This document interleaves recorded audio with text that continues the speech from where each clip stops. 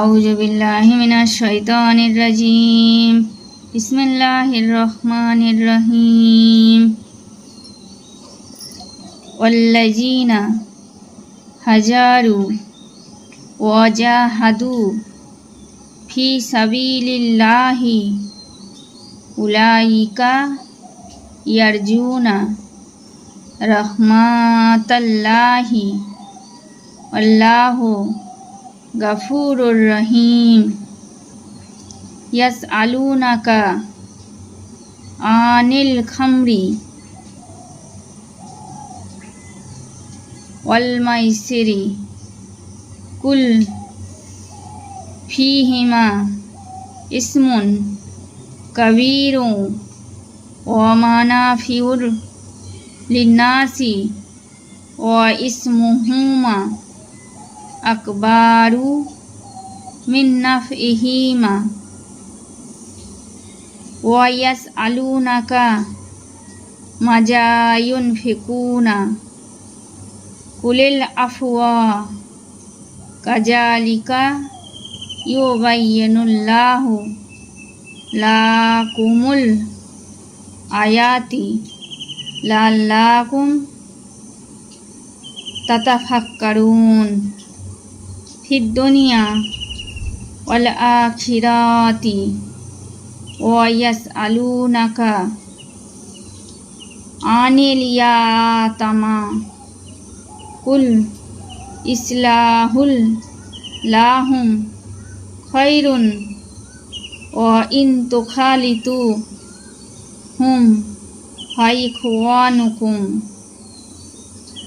আল্লাহু ইয়ালামুল মুফসিদা মিনাল মুসলিহি ওয়া লাউ সাল্লাহু লাআনাতাকুম ইন্নাল্লাহা আজিজুন হাকীম।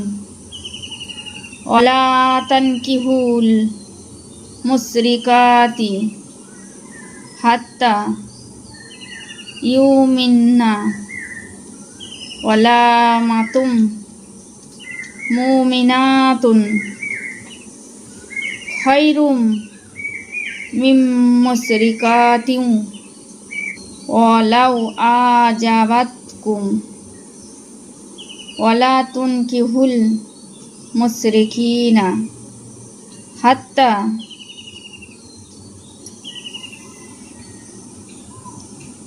এবং যারা ধর্মের জন্য হিজরত ও আল্লাহর রাস্তায় জিহাদ ন্যায় প্রতিষ্ঠার জন্য সংগ্রাম করেছে, তারাই আল্লাহর দয়ার আশা রাখে।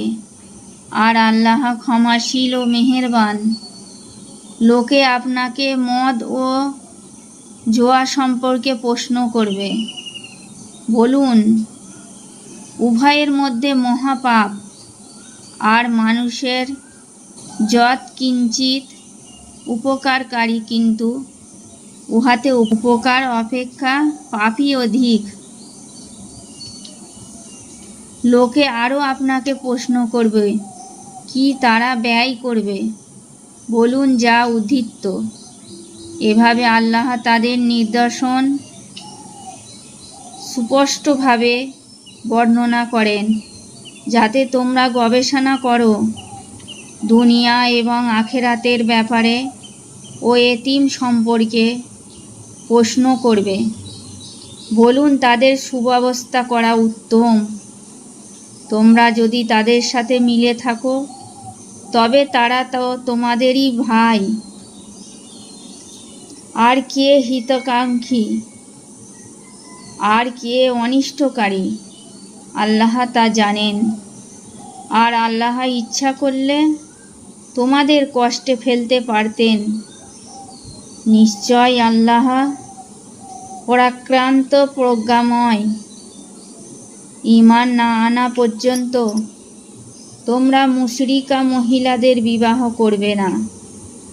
মুশরিকা রমণী যদিও তোমাদের মনোমুগ্ধ করে, তথাপি মুমিনা কৃতদাসী তদপেক্ষা উত্তম। আর ঈমান না আনা পর্যন্ত তোমরা টিকা আয়ে 219। ইতপূর্বে বিভিন্ন আয়াতে মদ ও জুয়ার অপকারিতা সম্পর্কে বর্ণনা করা হয়েছে। তাই সাহাবায়ে কিরাম মাঝে মাঝে রাসূল সাল্লাল্লাহু আলাইহি সাল্লামকে এ বিষয়ে জিজ্ঞেস করতেন। এক কথায় এ আয়াত উল্লেখ করা হয়েছে, মদ ও জুয়া আরবে প্রচলিত রীতি খাবার সাথে ওতপ্রোতভাবে জড়িত ছিল। বস্তুত এ দুটি বস্তু হলো অনেক পাপের মূল। তাই ইসলাম এই দুটি গর্হিত কাজকে নিষিদ্ধ করার জন্য প্রথমে এ দুটি বস্তুতে সামান্য কিছু লাভ থাকলেও তাতে অপকারিতাই বেশি, এটা বুঝিয়ে দেওয়া হলো। মানুষের মনে এ ধারণা বদ্ধমূল হয়ে গেল। পরে সূরা মায়েদার আয়াতে এ দুটি বস্তুকে হারাম বা নিষিদ্ধ ঘোষণা করা হয়েছে। মুজিহুল কুরআন।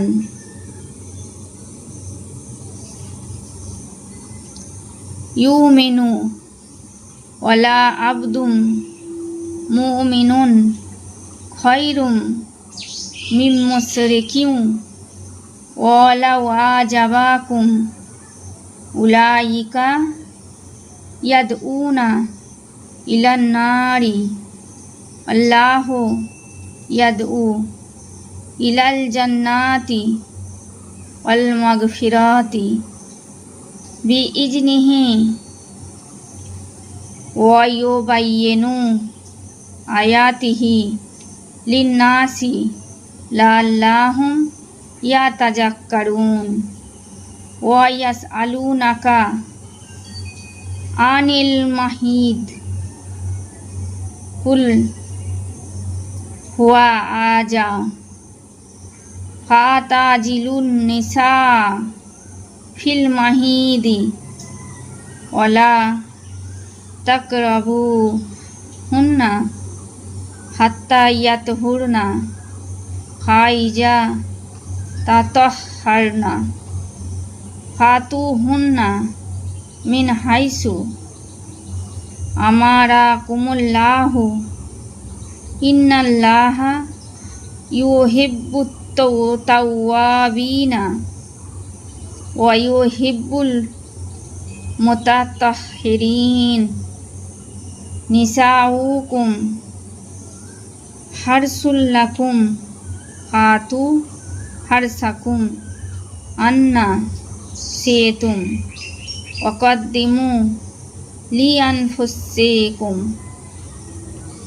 ওয়াত্তাকুল্লাহা ওয়ালামু আন্নাকুম মুলাকুহু ওয়াবাশশিরিল মুমিনিনা ওয়ালা তাজআলুল্লাহা উরদাতাল লিআইমানিকুম আন তাবাররু ওয়া তাত্তাকু ওয়া তুসলিহু বাইনাল নাসি।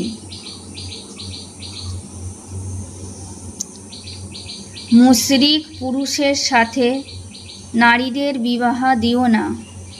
মুশরিক পুরুষ যদিও তোমাদের মুগ্ধ করে, তথাপি মুমিন দাস তদপেক্ষা উত্তম। উহারা অগ্নির দিকে আহ্বান করে, আল্লাহর স্বীয় অনুগ্রহে জান্নাত ও ক্ষমার দিকে ডাকেন। তিনি মানুষের নিমিত্তে নিদর্শন ব্যক্ত করেন, যাতে তারা তা থেকে শিক্ষা গ্রহণ করতে পারে। লোক আপনাকে ঋতুস্রাব সম্পর্কে প্রশ্ন করবে, বলুন উহা অপবিত্র। তোমরা ঋতুস্রাবকালে স্ত্রী সঙ্গম বর্জন করবে আর পাক না হওয়া পর্যন্ত সঙ্গম করবে না। তারা যখন পরিশুদ্ধি লাভ করবে তখন তাদের নিকট আল্লাহর নির্দেশিত পথে গমন করবে। আল্লাহ তওবাকারী এবং যারা পবিত্র থাকে তাদেরকে ভালোবাসেন। স্ত্রীগণ তোমাদের ক্ষেত স্বরূপ তোমাদের শস্যক্ষেত্রে যেভাবে ইচ্ছা গমন করো, আর পূর্বাঞ্চেই তোমাদের জন্য কিছু করো এবং আল্লাহকে ভয় করো। জানিও আল্লাহর সম্মুখীন হতে যাচ্ছ। আর মুমিনদের জন্যই সুসংবাদ, উত্তম কার্য আত্মসংযম ও মানুষের মাঝে শান্তি স্থাপন করবে না বলে বিরত থাকবে। এ সংকল্পের জন্য আল্লাহর নামে শপথ করো না। টিকা আয়ে 222। হায়েজের বিধান। যৌবন প্রাপ্ত স্ত্রীলোকের মাসিক রক্তস্রাবকে হায়েজ বলে। এ সময় সহবাস, রোজা, নামাজ সব কিছুই নিষিদ্ধ। সাধারণ নিজের নিয়মের বাইরে যে রক্তস্রাব হয় সেটা রোগ বিশেষ, তখন সহবাস ও নামাজ, রোজা বৈধ। ইয়াহুদি ও অগ্নি পূজকরা রক্তস্রাবকালে স্ত্রীলোকের সাথে পানাহার ও এক ঘরে বসবাস অবৈধ মনে করত। অপরদিকে খ্রিস্টান সম্প্রদায় সহবাসও পরিহাত করত না। এ বিষয়ে রাসূল সাল্লামকে জিজ্ঞাসা করলে এ আয়াত নাজিল হয়। তিনি এ সম্পর্কে দ্ব্যর্থহীন ভাষায় বলেছেন, রক্তস্রাবকালে স্ত্রীগমন হারাম, তবে তাদের সাথে পানাহার ও একত্রে বসবাস জায়েজ। ইহুদিদের বাড়াবাড়ি ও খ্রিস্টানদের শৈথল্য উভয় প্রকার প্রান্তিকতা পরিত্যাজ্য। তা উসমানী।